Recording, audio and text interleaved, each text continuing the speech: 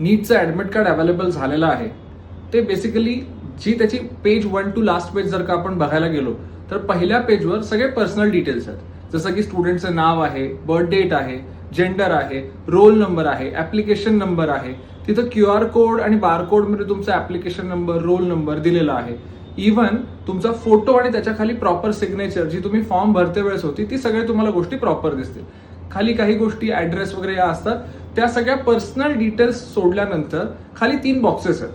त्या 3 बॉक्सेसमध्ये एका बॉक्समध्ये स्टुडंटचा छोटा, ज्याला पासपोर्ट साईज फोटो म्हणतो, तो पेस्ट करायचा आहे. तो बॉक्सचा थोडासा खाली वरती मोठा होऊ शकतो, काही टेन्शन नाही.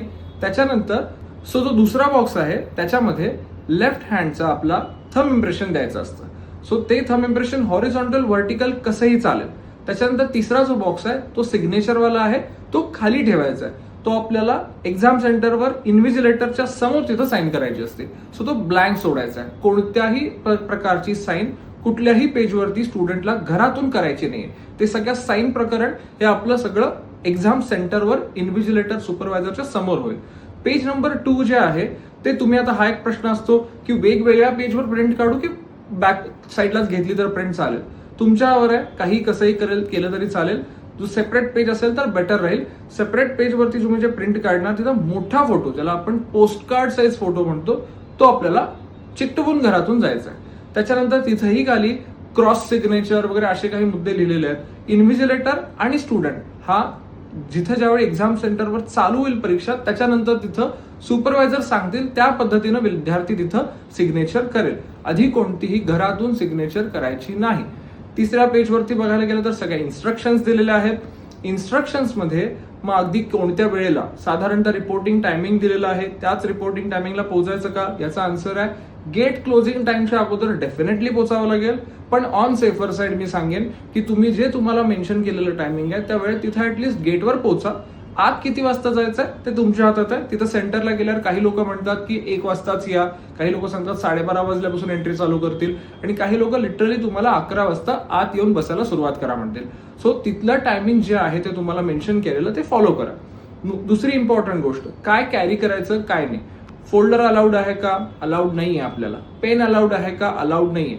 तुम्हाला बरोबर घेऊन जात असताना तुमचं ओळखपत्र, जे की आपण आधार कार्ड म्हणतो, जे अपडेटेड असलं पाहिजे आपण सांगितलेलं आहे ते आधार कार्ड, आणि एक फोटो छोटा, ज्याला आपण पासपोर्ट फोटो म्हणतो, जो आपण पहिल्या पेजवर पेस्ट केलेला आहे, तोच फोटो एक एक्स्ट्रा लागतो त्यांच्या अटेंडन्स शीटवर चिकटवायला. सो तो आपल्याला डेफिनेटली कॅरी करायचा आहे. त्याच्यानंतर आपल्याला तिथं ट्रान्सपरंट बॉटल अलाउड आहे, ती तुम्ही सोबत घेऊ शकता. आता काही प्रश्न असतात की मला चष्मा आहे चालेल का, येस अलाउड आहे. मला ब्रेसेस लावायला लागतात तर ते अलाउड आहेत का, येस अलाउड आहे. पण नॉर्मली जे तुमचे ऑर्नामेंट्स असतील ते अजिबात घालू नका. मोबाईल घेऊन येऊ नका. आला तर पॅरेंट्स जवळ बाहेरच देऊन टाका. कॅल्क्युलेटर्स, वॉच, इव्हन डिजिटल तर नाहीच, अॅनालॉग वॉच पण अलाउड नसतं. सो ह्या सगळ्या गोष्टी तुम्ही बाहेरच ठेवायच्या. मग कोणीतरी विचारेल आम्हाला जस्ट रायटिंग पॅड अलाउड आहे का, फुल ट्रान्सपरंट असेल तर नाही आहे अलाउड. तुम्हाला तिथं दिलं जात नाही काहीही.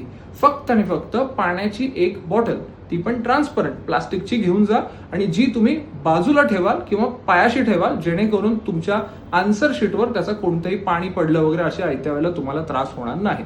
आता रफवर्क कुठं करायचं, तर रफवर्क करायलाही सेपरेट पेज अलाउड नसतं.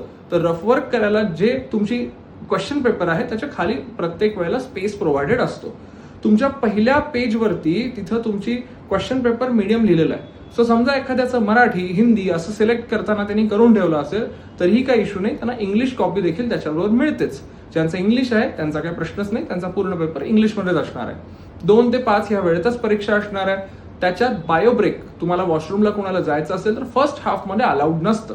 त्याच्यानंतर तुम्ही परमिशन घेऊन जाऊ शकता.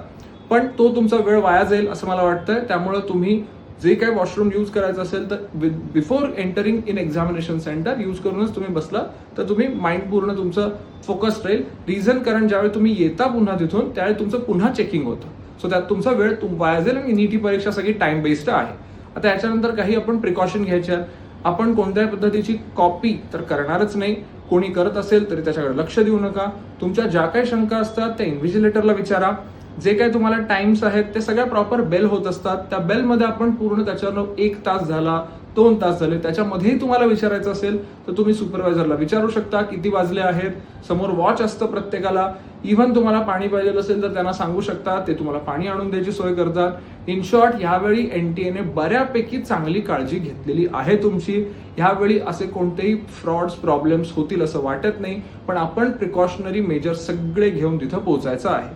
सो एक त्यातली महत्वाची प्रिकॉशनरी मेजर अशी आहे की आयत्या वेळेला आपलं टेस्ट सेंटर मिळालं नाही, हे प्रॉब्लेम्स होऊ नये म्हणून जर का पॉसिबल असेल तर तुमचं जे सेंटर आहे, जो ऍड्रेस एक्झॅक्ट तुमच्या पहिल्या पेजवर मेन्शन केलेला असणार आहे, तो तुम्ही फक्त गुगल करून थांबू नका. ऍटलिस्ट पॅरेंट्सनी एक दिवस आधी जाऊन, कारण आधी भरपूर ते काय सेट केलेलं नसतं, एक दिवसच आधी ते सेट केलेलं असतं, ते जाऊन पाहून या की तेच करेक्ट सेंटर आहे ना, नाहीतर आयत्या वेळी तुमची धावपळ होणार नाही. आता किती ऍडमिट कार्ड घेऊन जायचे, तर ऍडमिट कार्ड हे घेऊन जाताना 2 घेतले तरी चालतील. एक फोटो पेस्ट करून रेडी ठेवा. काही काही वेळेला गडबड होते तर ते दुसरं एक बॅकअपला असू दे. ग्ल्यू वगैरे ह्या ज्या गोष्टी असतात फोटो चिकटवायला, तिथं तुम्हाला काही भरायचं असेल किंवा स्टॅम्प पॅडने तुम्हाला थंब इम्प्रेशन त्याच्यावर पुन्हा द्यायचं असेल, हे एक्स्ट्रा गोष्टी पॅरेंट्स जवळ राहू देत.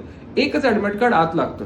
आता तुम्हाला OMR जी असते, जी ऑफिस कॉपी असेल किंवा मेन ओरिजिनल OMR असेल, ती तिथंच सबमिट करायची असते. इन्व्हिजिलेटर प्रॉपर तिथं चेक करून तुम्हाला सबमिट करून घेत असतो, पण क्वेश्चन पेपर तुमच्याकडे येत असतो. सो फक्त क्वेश्चन पेपर तुमच्याकडे घेऊन यायचंय. बाकी सगळ्या गोष्टी तिथं दोन्हीही कॉपी सबमिट करायच्या असतात.